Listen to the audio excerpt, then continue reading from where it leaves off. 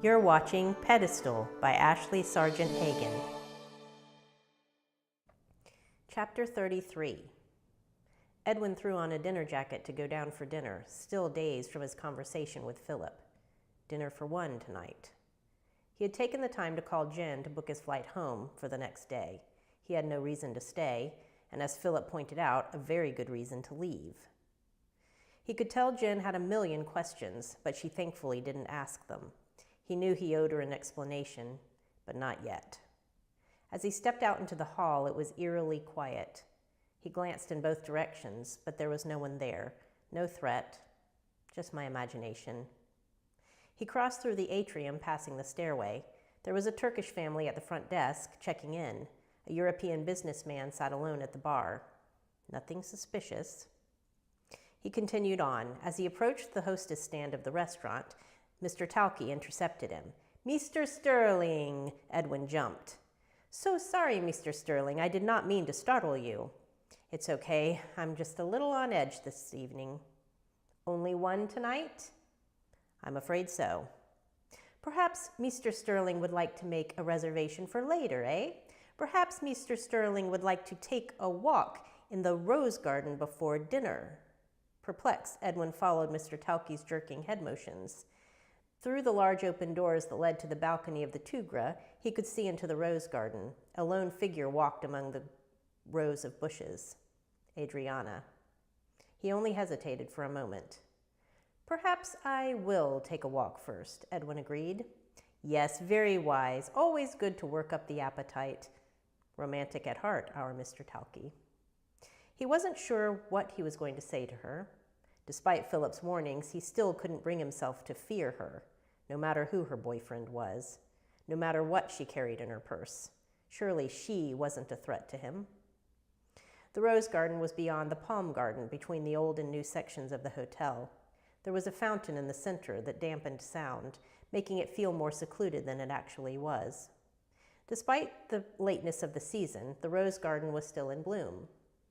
The moon was full and shimmered its silvery path across the waters of the Bosphorus. Edwin paused. She was wearing her red dress again, the one with the rose on the shoulder, but the moonlight muted all colors into shades of gray. Her silhouette was outlined in silver, like a ghostly figure, like something unreal, like a dream or a memory. "Can you smell them, Edwin?" she asked in a low, dreamy voice. She hadn't looked up when he approached. She spoke as if she expected him to be there. She leaned over a particular flower and drew in its scent. Her hair was up this evening, and he could see the graceful curve of her neck. Still beautiful. "It reminds me of the roof garden," she said. "Remember, at the debut?" "How could I forget?" "I gave you a birthday kiss, and you told me you loved me." It felt like she had stabbed a knife through his heart, but he pretended to be unmoved. "You did hear me then," he said. "How could I not?" she whispered. She stepped closer to him. "It would have been better if we had never met, Edwin Sterling," she said, her eyes taking in every detail of his face. "Whatever happens tonight, please know that it was never my intention to hurt you." "To hurt me?" She looked away quickly when she heard the sound of voices. A yacht had just docked at the landing near the archway. It was Hazim returning, ready for his dinner. Ready for Adriana. The spider weaving his web, keeping his victim from escaping. Maybe she can still be saved. It was a risk. She could reject him, and just like Mary Alice Rowan, everyone would know. Only this time, everyone would be more than just the guys at school. This time, everyone could mean the whole world. But he couldn't let her go without a fight. There's always danger in war. It's part of the risk. "Adriana," said Edwin, grabbing her arm, "don't do it."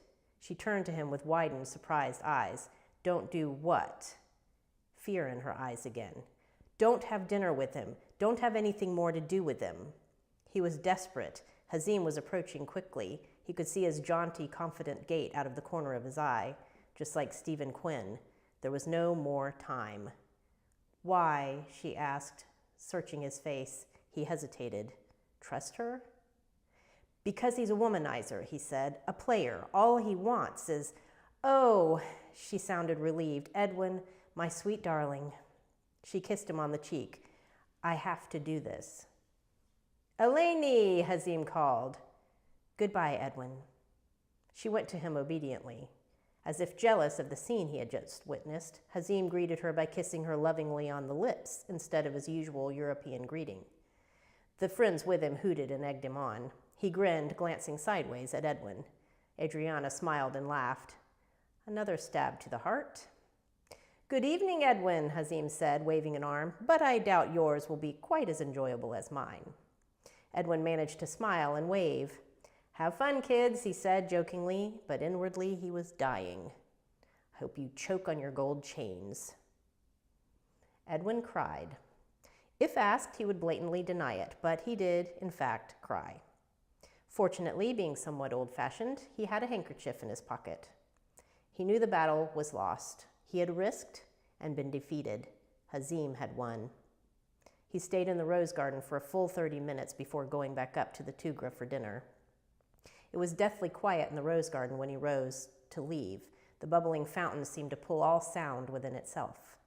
As he passed from the rose garden to the palm garden, Edwin got the unnerving feeling of being watched. Palm fronds threw crazy shadows on the ground that waved in the breeze. He squinted, searching the shadows for any human movement, but there was none. "Grave danger," Philip said. As he neared the hotel, there were a few people milling about.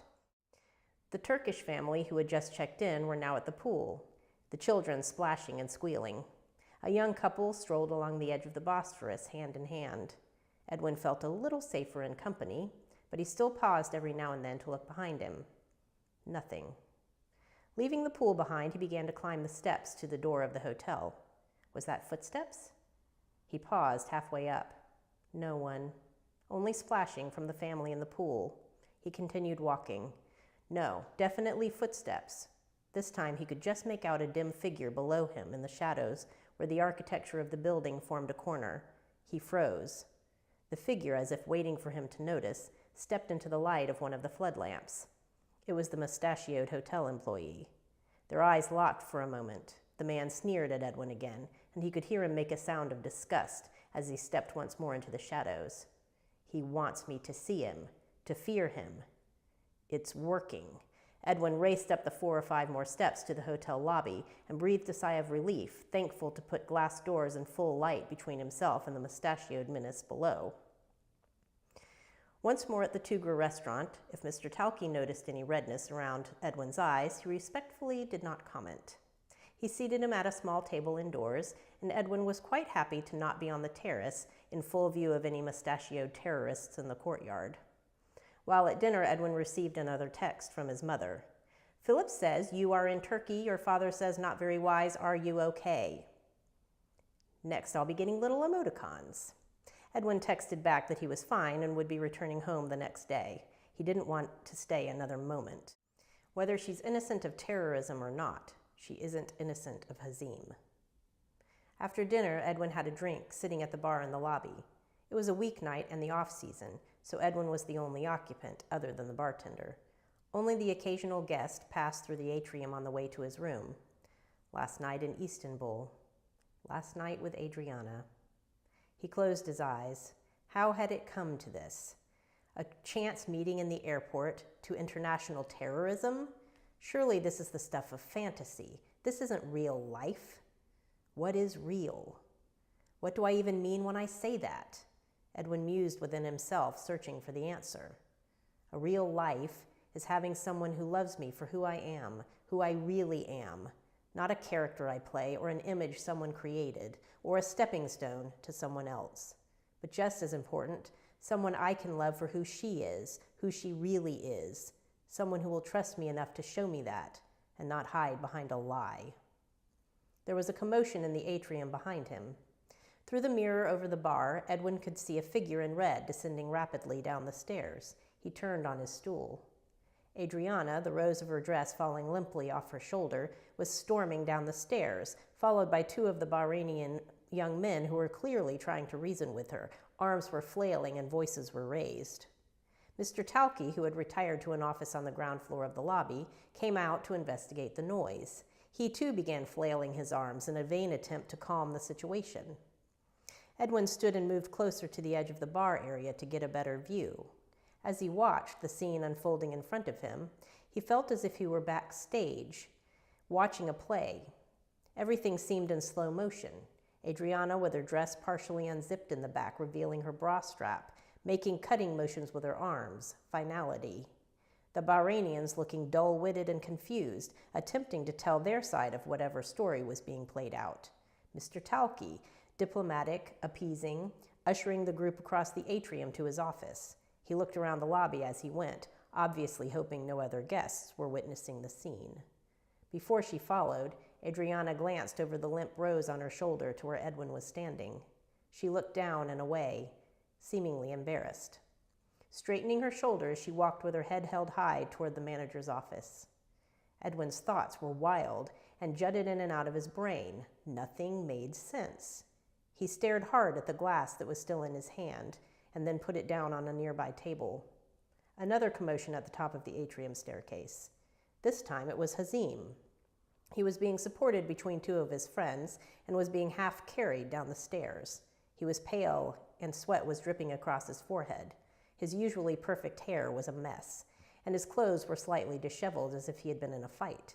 He almost looked drunk, but Edwin could tell that wasn't quite the right assumption. Every now and then he favored what seemed to be a sore spot on his abdomen and groaned aloud. He also went to the manager's office.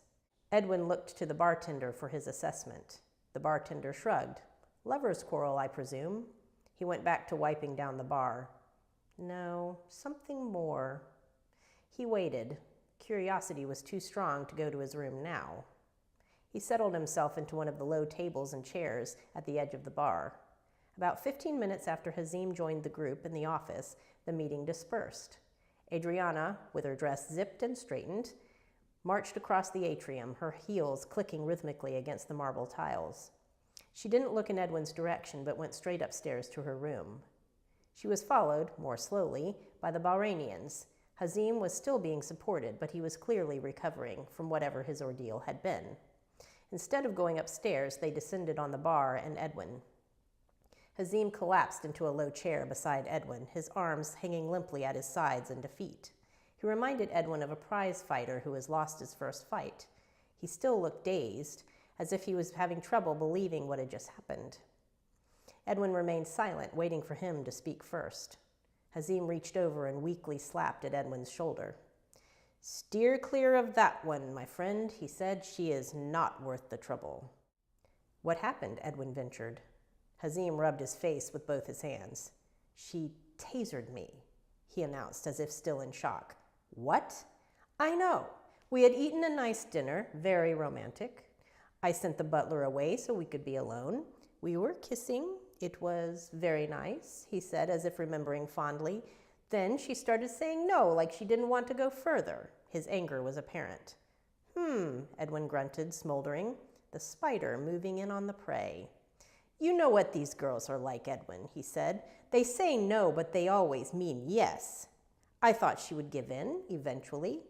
Then out of nowhere, she pulls out a taser and pow, zap, I'm on the ground, can't move. Have you ever been tasered, Edwin?" "No, I can't say I have." "She hit me right here," he said, pointing to his abdomen. "Couldn't feel a thing after that. Couldn't think, couldn't get up.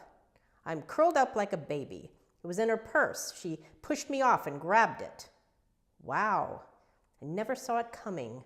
Next thing I know, she's standing over me, yelling at me, accusing me of trying to rape her and saying she was going down to tell Mr. Talki. The pieces were beginning to fit together in Edwin's mind, but they still didn't make a clear picture. Didn't she know that's what he was after? Isn't that what she wanted? "So I came down to talk some sense into her. Rape." He spit on the ground, the marble floor. "What did she say?" asked Edwin, barely controlling his urge to punch him. "Mr. Talki doesn't want a scene, doesn't want publicity, you know. No police. It is not so good for the hotel, so he says we both go quietly. It will be best for everyone, including the Siren." And she agreed? For some reason, he couldn't imagine Adriana agreeing to so tame a resolution. "Yes," she agreed. "I think she was embarrassed. I mean, she knows she was in the wrong." Edwin bit his tongue. "Don't disagree with the terrorist sitting beside you." Hazim hit Edwin on the chest in a confidential gesture. He leaned shakily toward him. Don't bother with that one, Edwin Sterling. Edwin uneasily held his breath as Hazim grabbed hold of his arm and leaned closer to his face. I know you like her. I can see that. She is beautiful, it is true, but no one deserves to be tasered. He shook his head as if removing the memory of her from his mind. She is not worth the trouble, my friend.